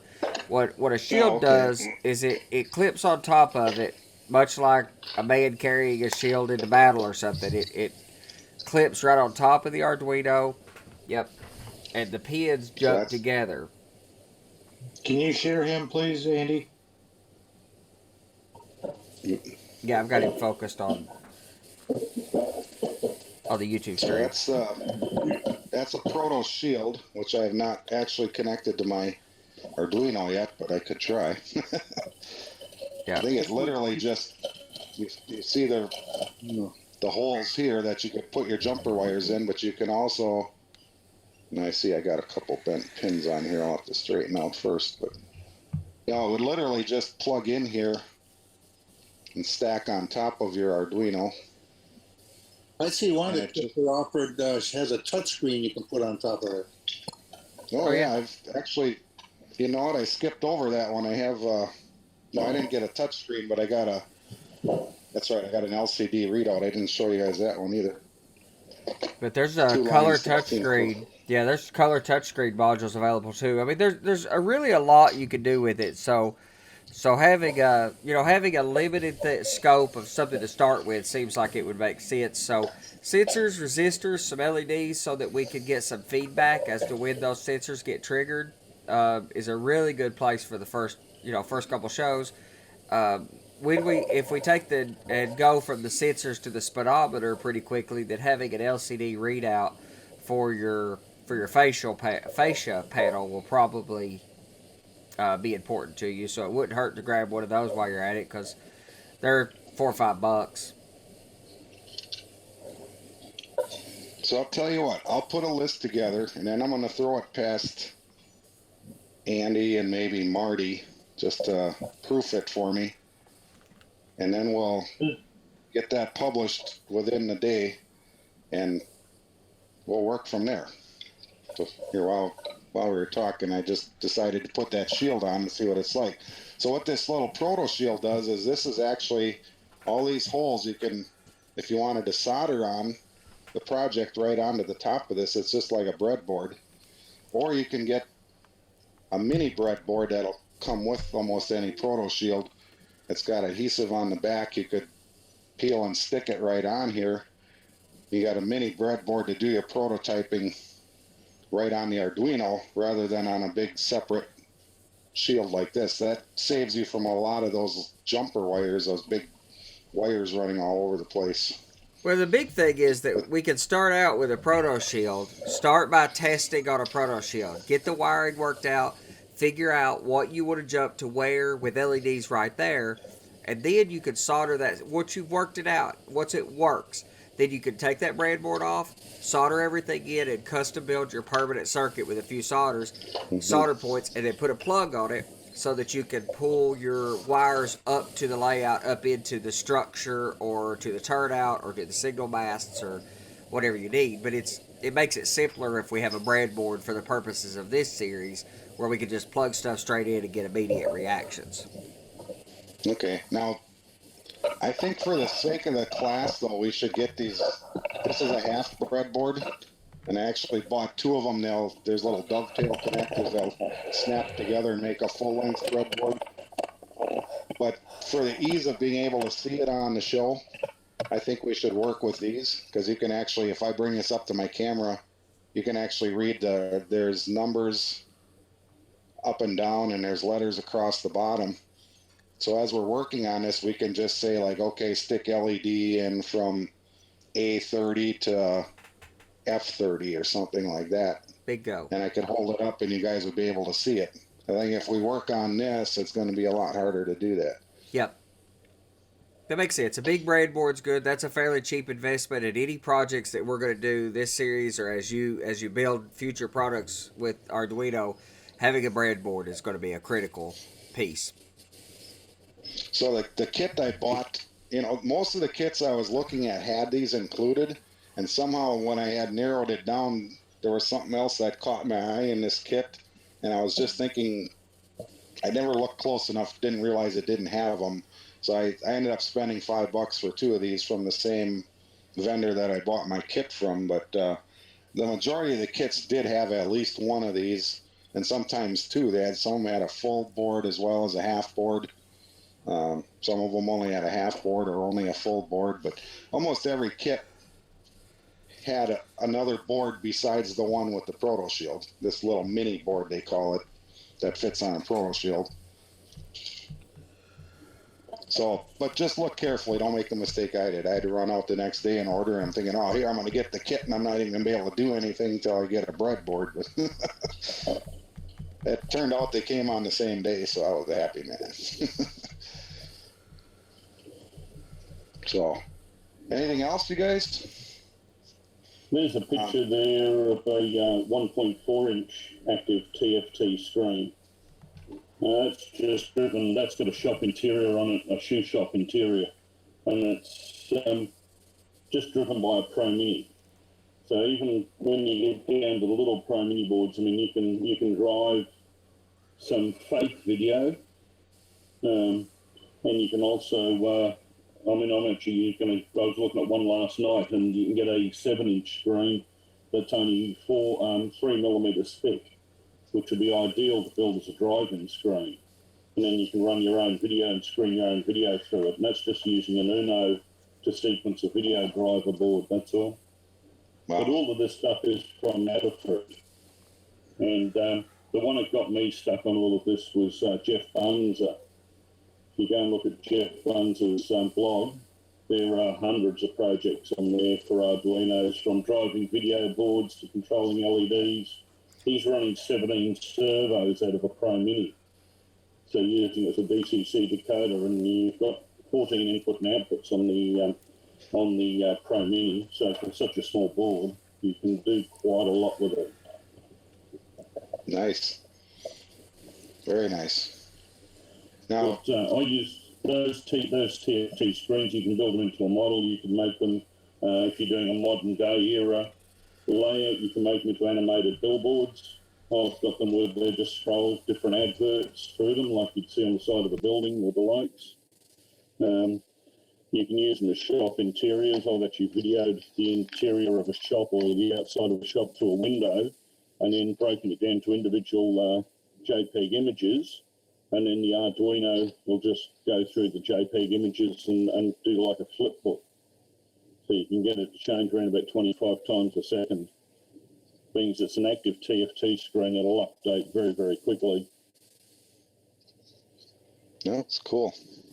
So that kind of makes me think too, one of the other projects I want to get to down the road, but I don't think we're going to hit it right away, is sound. I'd like to add like background ambient sounds to my layout, and I think the Arduino would be perfect for that. Trigger with the IR sensors, like, I'd like to record like flange squeal when a train's going around a curve, that as it nears the curve, then a flange squeal would come on and slowly fade in and then fade out later as the train goes away. That would be cool. Or just having doing a mountain layout, I thought it'd be really neat to have the ambient distant rumble of the diesels that you hear long before it gets there, and even while it's going through, because in HO scale, you really don't get a good bass. You get a lot of good mid-range and treble out of those decoders, but you don't get a lot of good bass. So you could literally just take a Tsunami decoder, use the built-in equalizer to filter out everything except the bass, and then have some nice speakers under the layout that would slowly come on as the train approached, or just as ambient background sound as it's working, the train's working its way, echoing off the mountains. You can't really tell where it's coming from anyway. So I thought that would be a neat project too. And there's little sound backpacks you can get to put on there, and I haven't just read up on them a little. I have no idea how to use one yet, but it didn't look too difficult. No, they're quite simple. You load a file onto the SD card or micro SD card that's in there, and then you send it. It connects with a pin. You in the script you say, when this happens at this time, or when this pin goes high, when that infrared sensor gets tripped or that optical sensor gets tripped, you play file 1. Play it in a loop or play it 2 times, or it's really simple to play ambient sounds. I wanted to mention that in my recommendations for what I'm interested in doing with this going forward. The sensors are the most obvious first starting point for me in building lighting, and it's so easy. But sound, I've talked about that extensively as long as I've been a part of this community. I'm fascinated by ambient sound, so I definitely want to do some sound stuff. But we need to do that down the road, and we need to announce that when we're going to do it, so that people can go buy that dedicated soundboard if they're interested in that particular show. Okay. So am I sharing again here? Do you have me on there? Yes, sir. I just want to wrap this up, and then we can just have a general discussion yet if you guys want to. But so for your homework, you're obviously going to have to buy an Arduino kit and the items we talked about, and I'll post those again, like I said. You're going to need to install this piece of software called the Arduino IDE on your computer. That's where you write the sketches and load it into the Arduino. That's available right on the Arduino website. So download the Arduino into your computer, to the IDE, install it, and then follow the instructions for installing the drivers. Now, I don't know how the instructions are on the Arduino website, but the ones on the Adafruit website, it's actually lesson 0. Tells you how to download this software and to install the drivers on a Windows machine.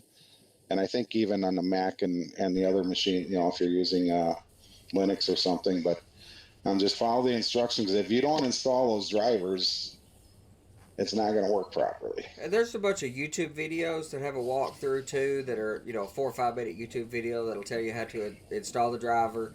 Install the Arduino IDE is just download it, double click, next, and you're done. And then install the Arduino drivers. It's just a serial driver to talk over it. You don't always have to install it. Like on a Macintosh, on my Macs, I don't have to install the drivers, but on a Windows system, I do. I've just set up a new PC in the train room here, and last night I thought, oh, hang on, before I do this, I haven't got the Arduino software or anything loaded on this machine. So I just did it last night. If you download the Windows installer, it'll actually install all the driver files for you. Okay, good. So you download the Windows installer from the Arduino website. When you go there and go to downloads, it'll have one there and it says Windows, and there's Windows installer underneath. Click on that one. That'll download all the drivers and everything else, and when you run the installation package, it'll install all the drivers and do everything for you. I just ran it and then plugged the IDE cable into my USB, and Bob's your uncle. Okay, so there was one other thing I learned the hard way. Once I had it installed, and I was pretty sure I had the drivers installed, I went ahead and they have examples if you do the file pull down. In fact, I'll switch to that right now. Thought I had the program open. Maybe I don't. All right, so I won't waste the time. But there's it says examples, and like the Blink program that we're going to work with first is right in the Arduino IDE.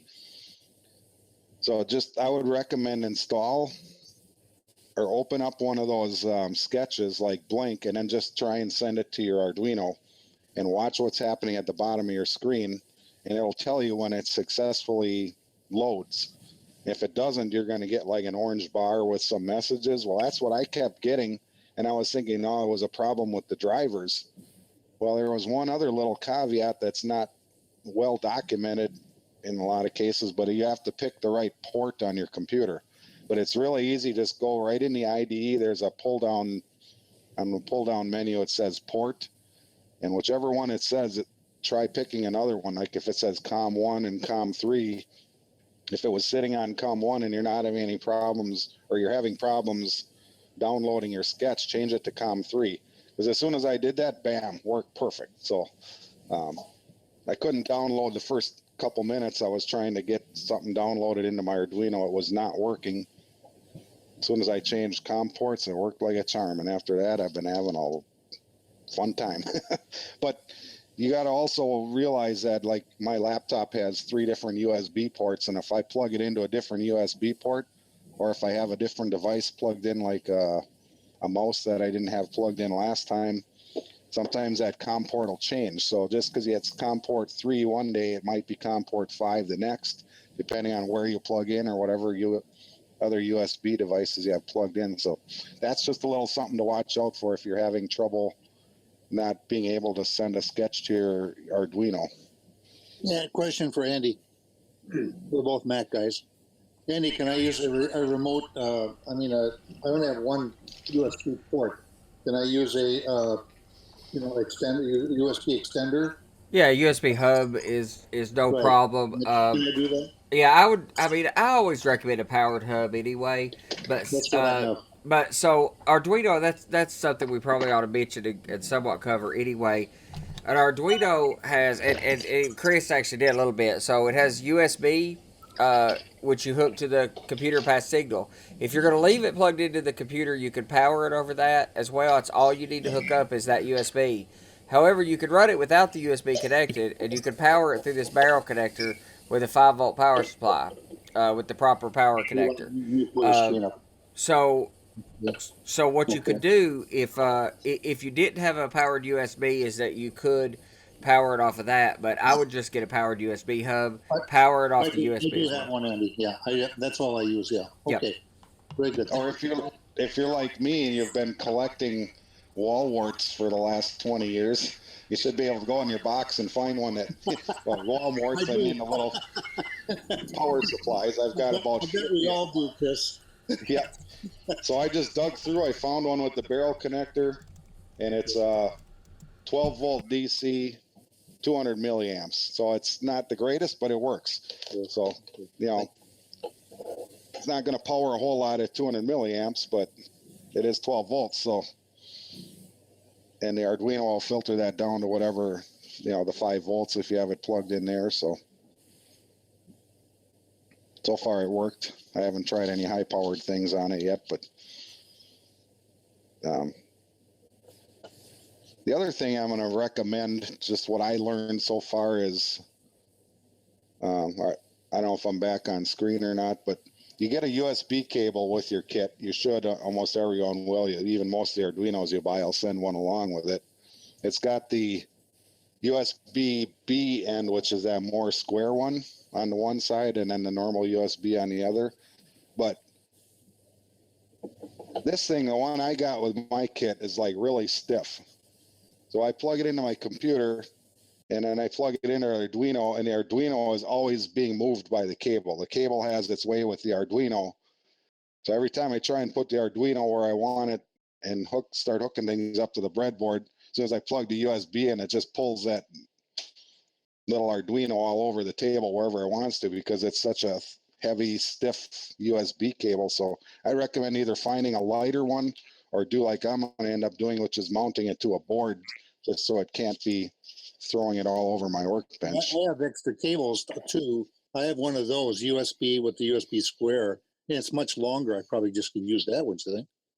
Yeah, I would think. But that's just been a real pain in my side ever since I been doing this. Is like every time I plug that USB back in, it's doing what it wants with that little Arduino on the end of it. So And you could get a fairly lightweight USB cable. You just need an A to B cable. It doesn't have to be heavily shielded or anything necessarily. Just a lightweight USB A to B cable. Yeah. Okay, so I think, let me just double check. Yeah, other than, you know, just make sure you're able to write a sketch to your Arduino for our next show. The big question is, you guys want to do this in 2 weeks or 3 weeks? How long do you think you need to get your parts? Should we play it safe and go 3 weeks? I would recommend that because it could take some people two weeks just to get it. Shipping is kind of slow sometimes. Right, especially to Canada. I know. Yeah, I would. Although you said you've got, did you have most of the parts we talked about, or you haven't got your kit yet? I'm assuming, huh? Oh, you there? Who, me? No. Was it Dwight, or who's in Canada? Oh, that's Lloyd. Hawks. Yeah, Hawks. Did you get your kit yet? And did you have all the parts? No, I'm supposed to get it around the 14th. Okay. Did it look like the parts I was showing you would be in that kit? To be honest, I have to go through every piece that you mentioned on their list. Okay. But I'm pretty sure it has everything you mentioned. Okay. There's one other one that I was just looking at on the table here. This is a RGB LED. It's actually got 4 leads coming out of it. That was like my second or third project I did, and that was really cool. I had a lot of fun with that. So, you know, maybe we do a project with that too, just to show how you can change colors with an RGB LED. Especially for those guys that want to light. And that's good for over layout lighting. If we wanted to do some of that stuff in the future, Johnny's recommended that we schedule for the next one for Jan 25. So that'd give us, roughly 20 days, 3 weeks, till this next show. That Yeah, works. you guys that are working, it's nice that you get it there to your home. You can look it over and see what you might need, what you didn't need. You might need another week to get some part that wasn't in your kit, you know. Right. Absolutely. So let's do that. Let's go out 3 weeks then, and you know, by all means, work ahead. Don't, even if we're going to start at the beginning. I think we can still teach each other something, even on a sketch as simple as blink. So don't worry if you're running ahead and doing things way farther ahead of what we're doing, because you know we're each going to be doing a little something different anyways, and by the time we get there, you'll have something to teach us, and we'll have something to teach you on another night. Well, I just ordered the kit that you mentioned on eBay, so hopefully I'll get it real soon. And I can kind of get to work. Sweet. Mine took about, no, just a little over a week, or maybe it was a week even, you know, not a whole lot more. So they pretty much shipped the next day. I'm in the Midwest. It came from the East Coast. So Yeah, I'm in Illinois, so it should be pretty similar, I imagine. and that was the height of the Christmas shipping frenzy too. I'm kind of lucky. We have a massive Amazon warehouse in the town across the river from. So I can get things like in 3 days. It comes pretty quick. 3 hours when they start using drones. You never know. Okay. I think that was about all I had. Oh wait, Andy, I got to share my screen here. I want to, just for the sake of the recorded show. Give me a second here.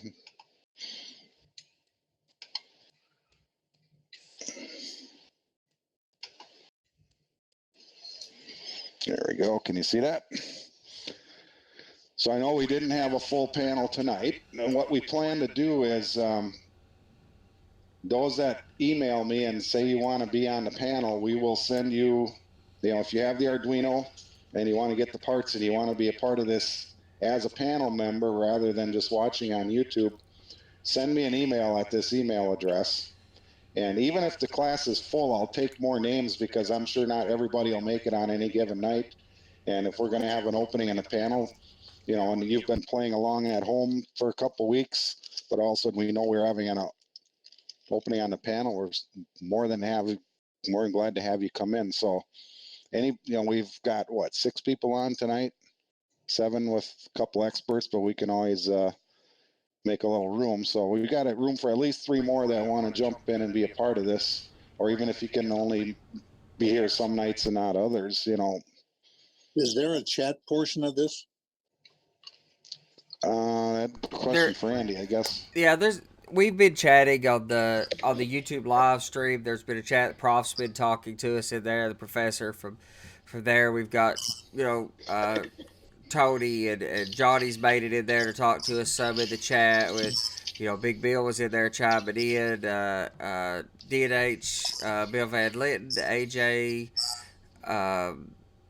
It's been a fairly Ralph Renzetti, Tony Morano. That's where I found Martin's information, so I could invite him in here. It's been a very Chris or Trey Clancy and Newcastle Railroad and Lee Buckler. It's been a really healthy conversation over there. And I've tried to answer some of the obvious questions, but honestly, I had a few notes on some answers or some questions that I thought we should probably do as a Q&A, but we've largely covered all of that material as the conversation has went on. So, there's been a lot of information just in this show that it's run pretty well. So if you have any right now, would be a good time to take them. Yeah, well, if we can't get in, if it's full, we can use the chat part to at least see what's going on and keep up. Yeah. Well, what we're going to do is we're only going to send out the panel link to the people that are on the list. We're not going to publicly post the panel link. It's going to be the guys that have responded already and are here tonight, plus any others that respond. That have Arduinos and that want to build along with us. We got 8 here now, Chris. Okay. We got room for 2. Room for at least 2 more. Okay. And I'd also keep a list of alternates for nights that somebody can't make it. Right. that, you know, can still follow along on YouTube, but then be a part of the panel on nights when somebody's missing. So by all means, or afternoons. what was that? Or afternoons. Or afternoons, yeah. If you guys want to have other sessions at another time, or I know you're in the afternoon over there, so yeah, this doesn't have to be the only such hangout like this. Maybe when we get this started, you know, they could start another group. If somebody else wanted to lead another group and do the same thing on a different during the day or during the morning, depending on where you are in the world, you know, by all means, yeah, I'd love to see this thing take off that way. Chris, just to let you know, what Marty said about downloading the program from Arduino site, ID, I just did it and it went great. No problem installing, install all the drivers and everything. Nice. Now I just have to try it out once I get my stuff. Yeah. Hey, Andy, do you know, is there an Arduino simulator online that you can write code and test it on without actually sending it to a real Arduino? Absolutely, absolutely. So that's something you could do while you're waiting that week or two for your stuff to come in the mail. There's also smartphone apps for iPhone and Android that I know of, and I've looked at and I use a few of those regularly on my iPhone. I use it's not a true simulator, but it has all the pinouts and you can click on the pins and get how they can be allocated. Some pins can only be digital input output. They can turn an LED on or off. Some pins support pulse width modulation for dimming an LED. Some pins support analog input or output, like for controlling a motor or for bringing input back from a rheostat. And there's documentation is on the web about that, but there's a really good app for that. There's actually several, but the one that I really like for Arduino, for mine, I don't know what it's called right this second, but if you just search Arduino in the iPhone App Store, there's a few in there. You can also control your Arduino as well that way. If you get a beginner kit that has the Bluetooth accessory, or if you get a network connector, either Wi-Fi or Ethernet cable for it, you can connect to your Arduino or connect to it over the network, and you can connect things to your Arduino and then use your phone to turn things on or off on the Arduino. So there's a lot of things that we can do with this thing, and it's going to take a bunch of shows for us to explore a lot of that. But keep your your phone's a tool. Pardon me? In the App Store. It is in the App Store? Yes, yeah. There's actually quite a few apps in the App Store for Arduino, and there's one that I like that if you just search for Arduino, it's in one of the top few, and you'll see it has the pin outs, and you can see what each pin can be used for, because all pins are not equal. That's really handy for figuring out whether, if you're going to hook a rheostat or a potentiometer to wood, or if you're going to hook an analog light bulb to wood where you want to be able to dim it, you've got to be able to use one of the pins that use an analog output. And that iPhone app or the documentation on the Arduino website are great for that stuff. Arduino Companion is what I just brought up. Yeah, I think that might be what that's called, I use. Arduino Code IDE. Yes, actually, you could, if you have the Bluetooth module or the network module, you can write code on an iPhone for it. Although I will say, actually, coding on an iPhone, as a programmer for a lot of years, programming on an iPhone is very suboptimal. Well, Hawks and I are in the same dummy class, so we got to remember that. Well, we're all in the dummy class. So the reason I'm such a fan, the reason I'm such a fan of Arduino is that you don't have to be a programmer to use the thing. You don't with the pickaxe either, because you can use that little block thing to drag things around, but its use case it does a lot less. It's a lot smaller, cheaper, less powerful device.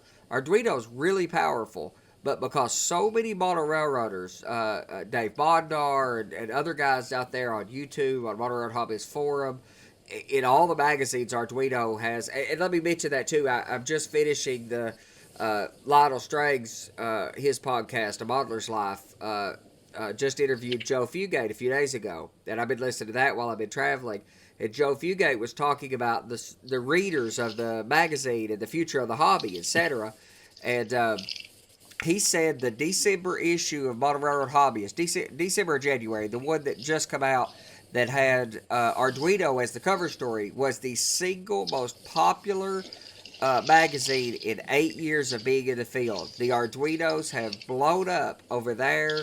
They have in our community. It's just a real hotbed of activity in the hobby. And while it's great for all of us because all of us are getting involved and we're going to share code with each other and share this learning experience with each other, but the biggest thing that I'm so fascinated with is that already so many people have already built crossing gates and uh, uh, everything, roundhouse, turntables, rather, that's what I was thinking of, turntables and signal systems and DCC systems and DCC accessories. It's already been built, so you don't have to be a programmer. It's good. This learning a little bit more about it that we're doing is really going to help you take advantage of that capability. But a whole lot of what you want to do, you need to know nothing about programming to do 90% of the stuff you might want to do. Yeah, I just see here Arduino simulator is only $3. Yep. So that's nothing. Nah. Arduino control, 99 cents. Well, most of it's free. Yes, the one I'm using is a free app. The one that has the documentation is just a free app. I have a control app. Well, I hooked an Arduino to the garage door opener at the office so I could control it. And then I have a Arduino hooked to my doorbell. So when you hit the doorbell, it sends me a text message with a picture from the camera by the front door. That's like 35 or 40 lines of code. It took me a couple hours one evening to steal that code off the internet and copy and paste it in there, and it's been working for like 2 or 3 years. It works great. So it's incredibly easy to do what would seem like complicated things that you just can't buy. Yeah, that doorbell one that you can buy with a photo, it's what $100 at Target. Then it's so much a month to use the thing too. Yeah, So but here's the I place to wanted live. one of those. I seen somebody had one of those, and I wanted one, so I looked at Not to one. go off topic, I understand, but I'm just saying. Well, I looked at one that was called Rig or something like that, and it was like 200 or 250 Right. bucks back when Right. I wanted it. And I built this one that's in there for a $5 Arduino, and I took the sensor and I put the Arduino on top of the doorbell that was beside the refrigerator, and I just took and jumped 2 wires over to the Arduino, and it does have a network shield on it. That cost me another $5. So I have $10 in it, and it's worked for at least 3, maybe 4 years. As long as Arduino's been out, because it's a version 1. I love it. Yep, easy. Chris, you had a good idea going here. Coming up on 2 hours here, so Yep. we should put wraps on this. All right, guys. So we'll have another show. Well, there'll be some posts. First and foremost, we'll have some posts about some of the information that we've covered on this show, as well as the future topics and the next schedule, which it looks like tentatively is going to be for January 25th. But we'll have information out in the community about these shows, and Chris will as well. To all of you that had his email address that he posted on screen, or my email if you address. want to put back on mine, I have it still up if you want one more shot at it. We filled up one spot while you were talking before, so I still have one spot left. Yeah, you're sharing the Hangouts right now. Oh, sorry. There we go. So mrltrains@gmail.com if you want to be on the panel. And I think everybody who is on the panel tonight, please send me your email address. Excuse me. Sorry. If you all send me your email address, in case I want to send you any, hey, getting all choked up here. Send your email address to me at mrltrains@gmail in case I want to send out any additional information for those that are on the panel, and to make sure you get the link every night when we're going to go live. So other than that, close her up, Andy. So, and I also posted my email. Of course, anybody's welcome to email me. Posted my email in the comments of the original post for this show. Of course, that's what this community is all about, is helping each other out. And why I'm such a happy member of this community is that we all do help each other so much. So, I just want to say a big thank you to Chris for kind of spearheading this project, which I already loved the Arduino and what was capable with that device. I'd already had started the idea of a show, but the idea of taking this and really doing the hands-on through here, I really want to give you a big thanks, Chris, for running with this because it's awesome. Hey, no problem. I'm just glad all you guys are interested. I was hoping it wouldn't be just like two guys. So this is really cool that this many people are loving it. So Well, we've had up above 30 people watching tonight, plus the people here. So we've had a good viewership. It's been quite active.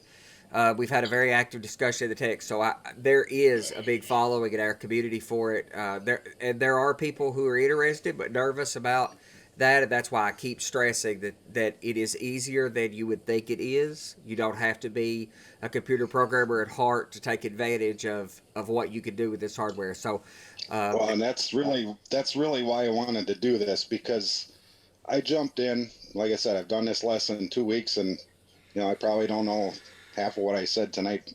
I don't know if it's true or not. But the cool part is I was doing things in no time flat. And now I know we have a lot of great Hangouts where we give out a lot of great information, but a lot of times I think guys are sitting back in the weeds saying, well, it sounds easy, but this way, just grab it and do it, and you'll see that it's easy.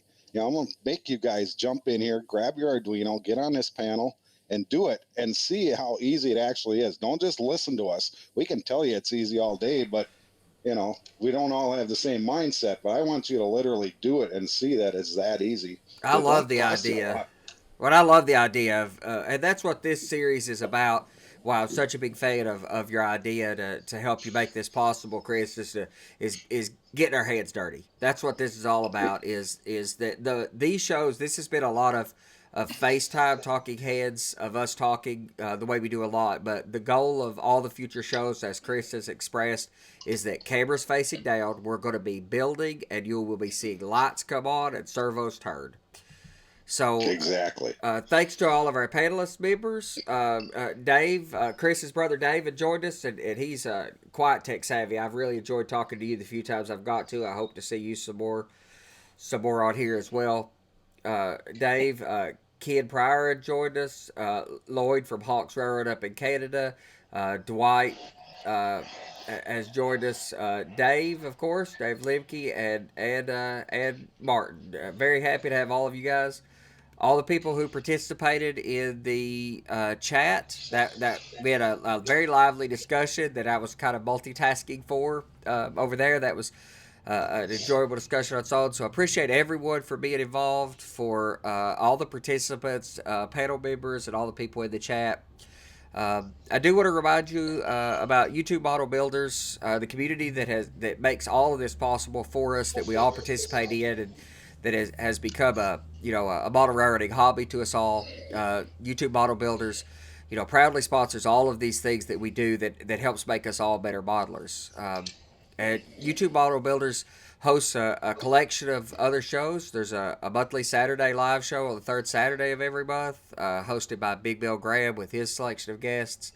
The topic-driven Hangouts are hosted every second and fourth Tuesday of the month, and the General Model Railroading Hangout is hosted every Thursday by Johnny Ram at Southeast Rails. A lot of really good topics come up and get started there. I think the Arduino stuff probably has its roots in that Thursday show.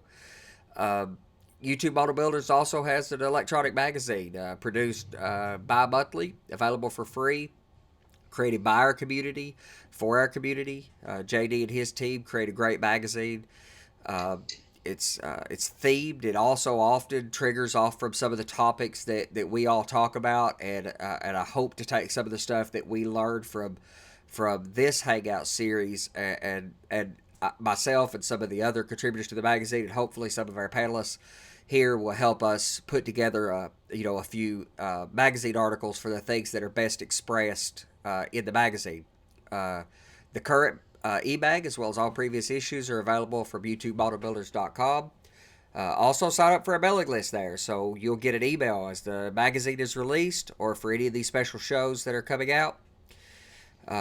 Always keep checking in to YouTubeModelBuilders.com website for the latest news, information on the Tuesday show, the e-bag, the live show schedules. We thank you very much, and to all the members of the YouTube Model Builders team, a big thank you for everybody that enjoys the products and the fruits of everyone's labor that has made this possible. Thanks to everybody. You guys have a great night. Thanks, Chris and Andy, for a great show. And thanks all you guys for coming in. Thank you very much. Yep, thank you. Yeah, thank you guys. See you guys later. Good night. All right.